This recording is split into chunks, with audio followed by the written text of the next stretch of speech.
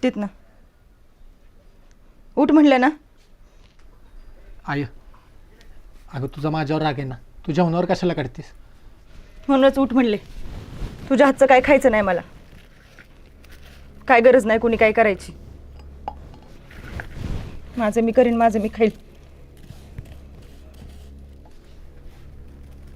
आब्या मी गुराचं बघतो, आईला काय पाहिजे असेल तर दे. काय गरज नाही.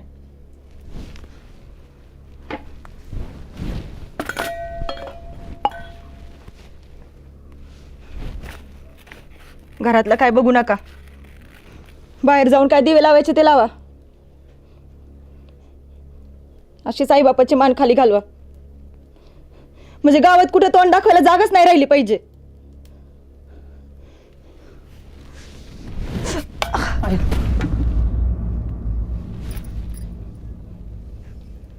काय गरज नाही जवळ यायची.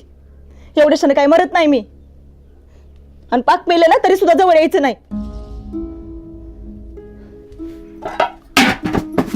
आय हे आय, भांडी आपटल्यामुळे घडलेलं बदलणार आहे का? आणि तूच म्हणतेस ना घरात भांडी आपटलेली चांगली नसतात. मला नको शिकू. गावात जाऊन शिकव काय शिकवायचं ते. आणि जसं बोलतोयस ना तसं वागत बी जा. तसाच वागतो म्हणून दारात माणसं आली तरी भेलो नाही सांगायला की होतं माझं प्रेम आणि होतं माझं प्रेम. आय अगं निवड चुकली माझी, पण आता तू म्हणशील तसं. काय गरज नाही. माझा आबे आहे की तो करेल समज. आबे जा गिरणीतून दळण घेऊन ये. पीठ संपले. भाकरीला पीठ नाही ते बघायचं. नोकरी धंद्याच्या मागे लागायचं सोडून गावातल्या पोरींच्या मागे हिंडत बस. आहे की करायला समज घरातलं. तुम्ही अभ्यासाच्या नावाखाली असंच हिंडत बसा. गावात कुणाचं काय ऐकलं की असं वाटायचं माझी पोरं तशी नाहीत. पण तू बी तसलाच निघाला की दाद्या. आय दादाला काय बी बोलू नकोस. तू गप. तोडच फोडी तुझं. दादा तसा नाही. मग त्याच्या मनाला लागलास का बोलतेस? नाही लागलं माझ्या मनाला, कारण ती तरी कुठं मनापासून बोलते.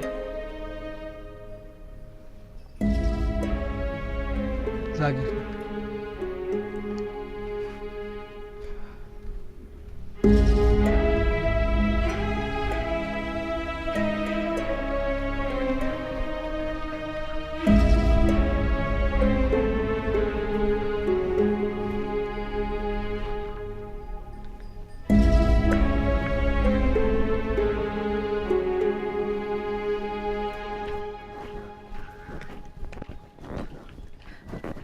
आव्या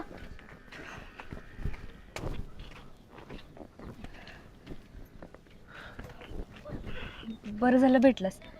अरे मी तुझ्याकडेच येत होते. हे घे. ही कसली चिठ्ठी आणि काय असेल ती तोंडानं बोल. उगाच चिठ्ठी कोणी वाचली म्हणजे आधीच घरात. माझी नाहीये. केवढ्यानं दिल्या. अगं मग आधीच सांगायचं नाहीस वय. तू सांगून दिलंस तर सांगेन ना. बर मग आता सांग. अरे ते मला कशी आहे केवढा? हाय की बरी आहे. किती दिवस झालं तिला साधं बघितलं बी नाही. पण खरं सांगू का कुणाच ठाव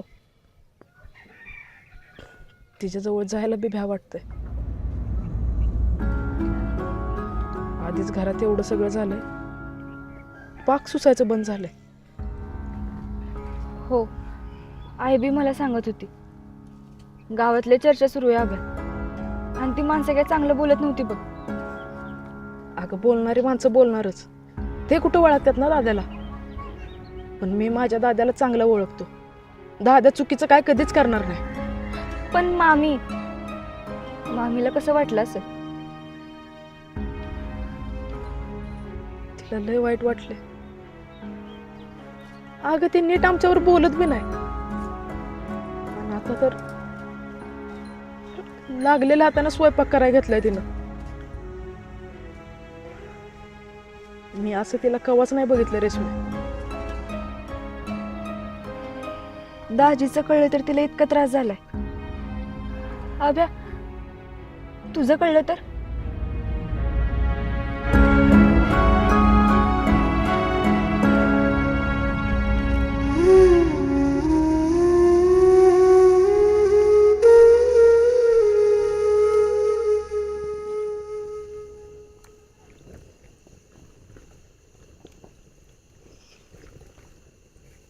दादा, आता काय करणार आहेस तू? वहिनीला म्हणजे अश्विनीला भेटणार आहेस का? आजच भेटून आलो. मग काय बोललास?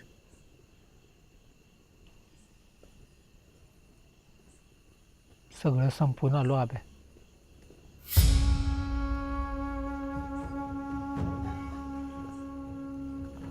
आज खरं तर हिम्मत करून तिचा हात हातात धरणार होतो. तिला सांगणार होतो, अख्खं जग जरी आपल्या प्रेमाच्या विरोधात असेल तरी मी आहे. तू समजतीस तसा नाही मी. पण आब्या,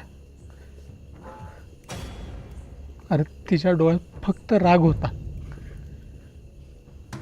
वाईट जरी प्रेम असतं तरी मी हे बोललो असतो.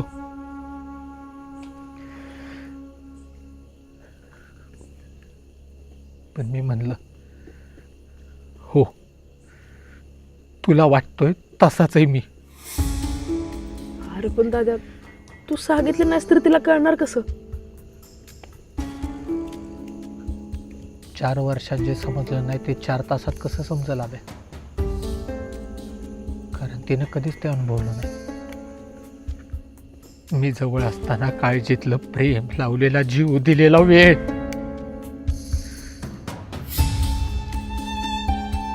मी किती जवळ आलो हे स्पर्शाच्या पट्टीनं तिनं मोजलं. मनानं किती जवळ आलो हे मोजायचंच राहिलं.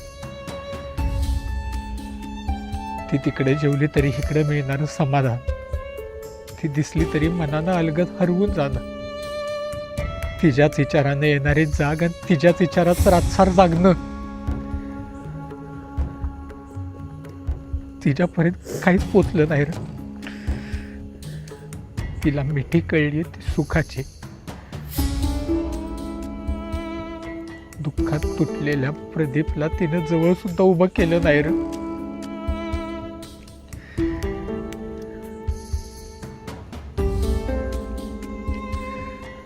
मग मी बी मागे एकदा बी न बघता तिथून निघून आलो.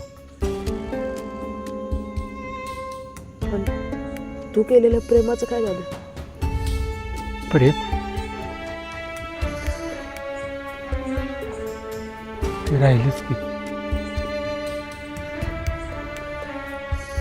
प्रेम राहतच, कारण ते दुसऱ्यावर अवलंबून नसतं.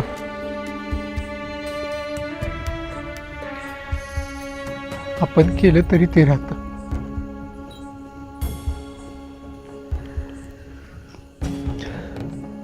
पण आब्या, तिने केलेलं खरं प्रेम नव्हतं रे.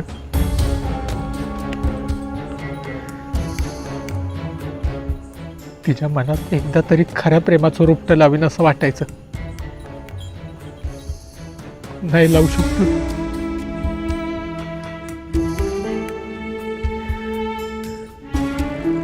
तिला विसरणं अवघड आहे.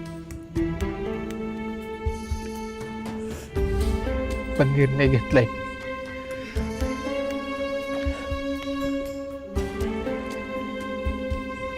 निर्णय जर चुकला तर त्रास हा असतोच. तेवढं सहन करायची ताकद बी आहे.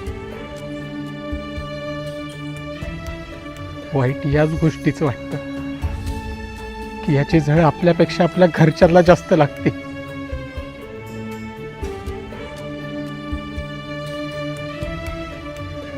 आणि आपला राहिला सायल्याला धीर पण सुटतो.